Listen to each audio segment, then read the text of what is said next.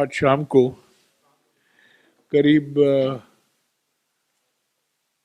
1 घंटे के लिए 70 मिनट के लिए हमारे कांग्रेस पार्लियामेंट्री पार्टी के चेयरपर्सन श्रीमती सोनिया गांधी जी ने पार्लियामेंट्री रणनीति ग्रुप की एक बैठक ली। 7 तारीख को शीतकालीन सत्र शुरू होने वाला है। उस संदर्भ में ये मीटिंग बुलाया गया। इसमें हमारे कांग्रेस अध्यक्ष और राज्यसभा में विपक्ष के नेता मल्लिकार्जुन खड़गे जी, वरिष्ठ नेता पी चिदम्बरम जी, के सी वेणुगोपाल जी, अधीर रंजन चौधरी जी, मनीष तिवारी जी, मानेक टागोर जी, जावेद अंसारी जी, कोड़ी कुंडल सुरेश जी और मैं मौजूद थे।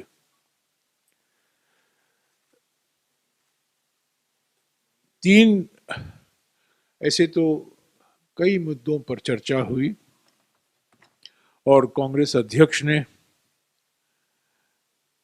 कुछ 14 या 15 मुद्दे का जिक्र किया।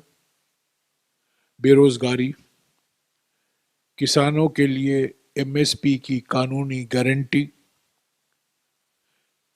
प्राइस राइज और इन्फ्लेशन, साइबर क्राइम जो अभी अभी हम पढ़ रहे हैं एम्स के बारे में।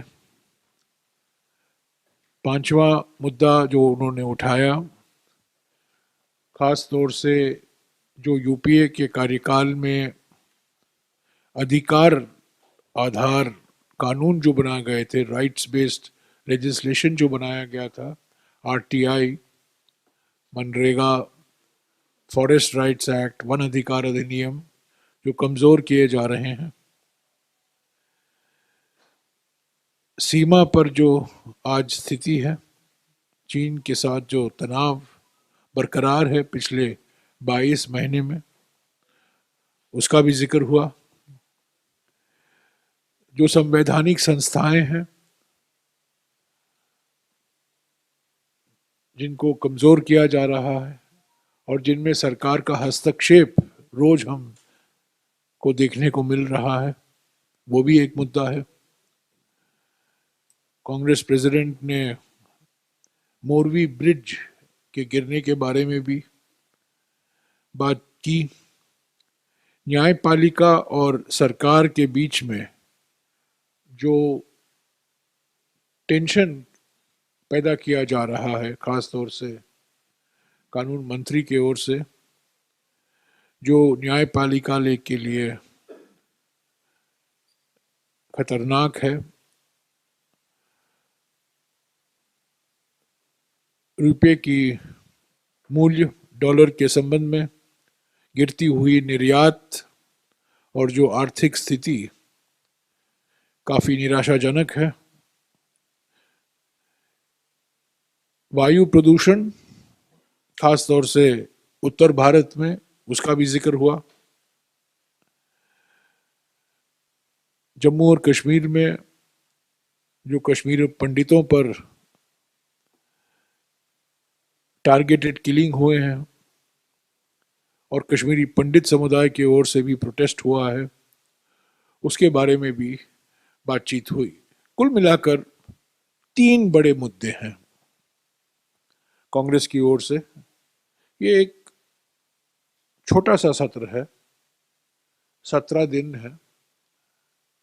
17 दिन में से 14 दिन हमें मिलते हैं विपक्ष को बात उठाने की, क्योंकि फ्राइडे को तो प्राइवेट मेंबर्स बिल होता है। तो इन 14 दिन में हम कौन कौन से मुद्दे उठाएं, उसको प्रायोरिटी देना है। कांग्रेस अध्यक्ष मल्लिकार्जुन खड़गे जी सभी विपक्ष के नेताओं के साथ अगले 2-3 दिन में बातचीत करेंगे। पर 3 मुद्दे बड़े हैं। एक तो 22 महीने से जो चीन के साथ हमारे सीमा पर सवाल खड़े हुए हैं, तनाव बरकरार है और पार्लियामेंट में बहस नहीं हुई है। मैं आपको याद दिला दूं, ठीक 60 साल पहले, 60 साल पहले, 7 नहीं 60 साल पहले, जब चीन का आक्रमण हुआ था 1962 में, नवंबर 1962 में, 2 चरण में हुआ था। पहला चरण अक्टूबर में हुआ, 20 से लेकर 28 को, और दूसरा नवंबर के 15 तारीख के बाद हुआ। और जब चीन का आक्रमण हुआ, पार्लियामेंट में बहस हुआ करता था, प्रधानमंत्री बैठा करते थे, प्रधानमंत्री ने सबको सुना, जवाब दिया, आक्रमण चल रहा था। और ये आज की स्थिति देखिए, 22 महीने से विपक्ष कोशिश कर रही है कि इस पर बहस तो हो, लोकसभा में और राज्यसभा में, पर इस पर सरकार की ओर से हमें कोई सकारात्मक जवाब नहीं मिला है। हालांकि उन्होंने इनकार कर दिया है इस पर बहस की भी। तो एक मुद्दा जरूर जो उठेगा कांग्रेस पार्टी की ओर से, और हम उम्मीद करते हैं और भी पार्टी हमारे समर्थन करेगी, तो सीमा से संबंधित चुनौतियां हैं। तो बॉर्डर सिचुएशन, ये एक सामूहिक संकल्प हम बना सकते हैं इस बहस से, सिर्फ आलोचना के लिए नहीं हम बहस चाहते हैं। हालांकि प्रधानमंत्री ने कहा है जून के महीने में 2020 में कि कोई इनकर्शन नहीं हुआ, उसको छोड़िए, पर आज हम एक सामूहिक संकल्प दिखाना चाहते हैं, और एक तरीका है पार्लियामेंट के अंदर बहस होना, पर बहस भी नहीं हो पा रही है। ये अजीब सी स्थिति है। दूसरा जो बड़ा मुद्दा है वो आर्थिक स्थिति, इन्फ्लेशन, बेरोजगारी, जीएसटी, जो चुने हुए पूंजीपतियों को सार्वजनिक संपत्तियां बेचे जा रहे हैं, जो आर्थिक परिस्थितियां हैं आज देश के सामने, जो आंकड़े भी बताते हैं, निर्यात गिर रहा है, डॉलर रुपी वैल्यू में बहुत भारी गिरावट आई है, तो इस पर हम जरूर बहस मांगेंगे। और तीसरा बड़ा मुद्दा है संस्थाओं के बारे में, जो इंडिपेंडेंट संस्थाएं हैं, जो संवैधानिक संस्थाएं हैं, जो हमारे लोकतंत्र के स्तंभ हैं, मीडिया, जुडिशरी, इलेक्शन कमीशन, ऐसे संस्थाएं जिसमें हस्तक्षेप हो रहा है, जिनको प्रधानमंत्री और प्रधानमंत्री कार्यालय का एक अंग बनाया जा रहा है, ये नामुमकिन है। और जरूर कांग्रेस पार्टी इसके बारे में बहस चाहेगी। तो ये 3 बड़े मुद्दे हैं, पर इसके अंदर बहुत से छोटे छोटे मुद्दे जुड़े हुए हैं। किसान के मुद्दे हैं जरूर, जब काले कानून वापस लिए गए थे, एमएसपी की कानूनी दर्जा देने के लिए बात हुई थी, उस पर कोई अब तक कुछ कार्रवाई नहीं हुई है, वो जरूर हम उठाएंगे। और जो आदिवासी और वन क्षेत्र से जुड़े हुए कानून में कमजोरी लाई जा रही है, उसका भी जिक्र होगा। पर मोटे तौर से ये 3 मुद्दे हैं जो मैंने कहा, बॉर्डर सिचुएशन, उस पर बहस, आर्थिक परिस्थितियां, इकोनॉमिक सिचुएशन पर बहस, और जो संस्थाएं हैं, संवैधानिक संस्थाएं हैं, जो हमारे लोकतंत्र के स्तंभ हैं, जो जिनका अधिकार छीना जा रहा है और जिनकी इंडिपेंडेंस छीनी जा रही है, उस पर हम जरूर बहस चाहेंगे। हमें बहस के लिए 3 या 4 दिन रहेंगे, क्योंकि ये छोटा सत्र है। तो कांग्रेस पार्टी विपक्ष की पार्टियों के साथ जरूर बातचीत करेगी अगले 2-3 दिन में। कांग्रेस अध्यक्ष खुद बात करेंगे और एक आम सहमति बनाने की कोशिश करेंगे कि ये 3 बड़े मुद्दे पर बहस हो। मैंने पहले ही कहा है कि कांग्रेस पार्टी जाति के आधार पर जनगणना के पक्ष में है। 2011-2012 में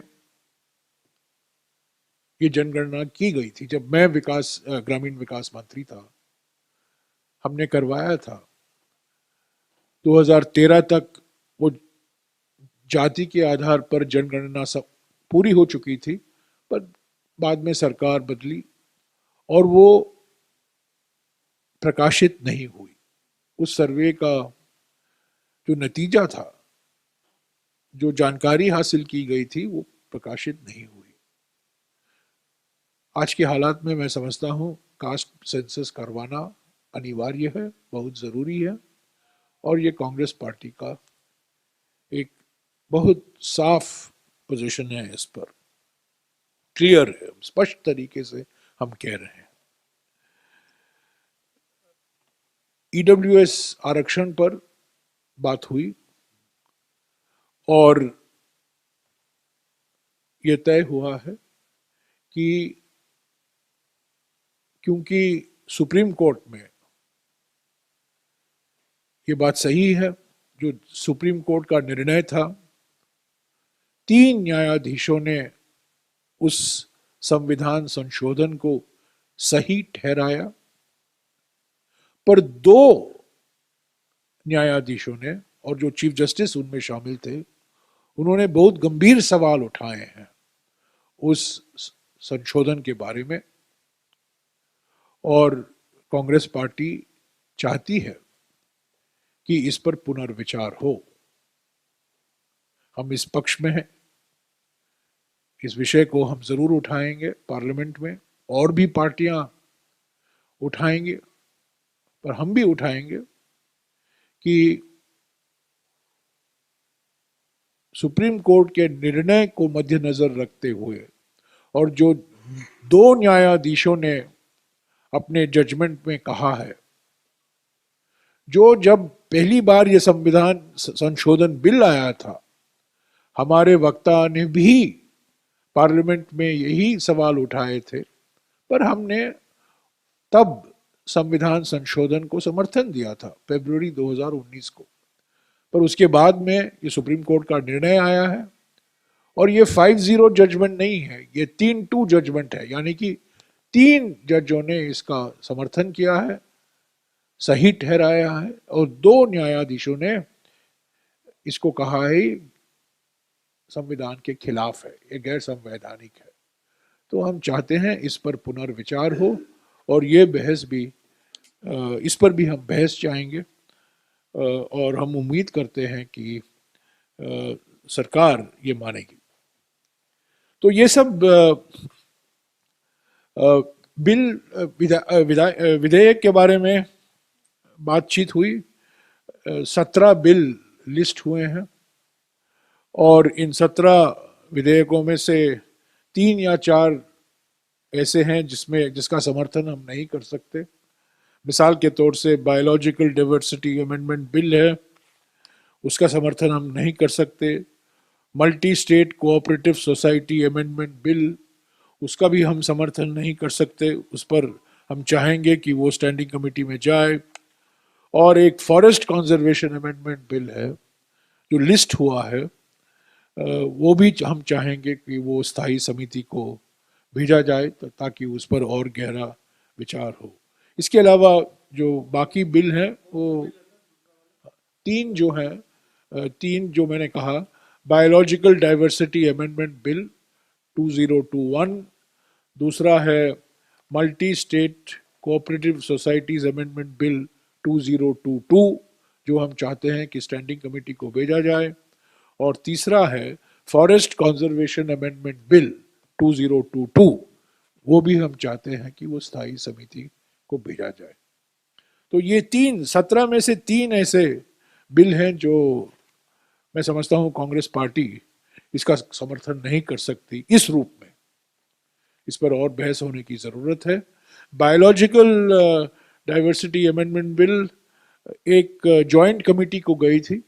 जॉइंट कमेटी में कई सदस्यों ने अपने डिसेंट नोट भी दिया, मैं भी उस जॉइंट कमेटी का सदस्य था।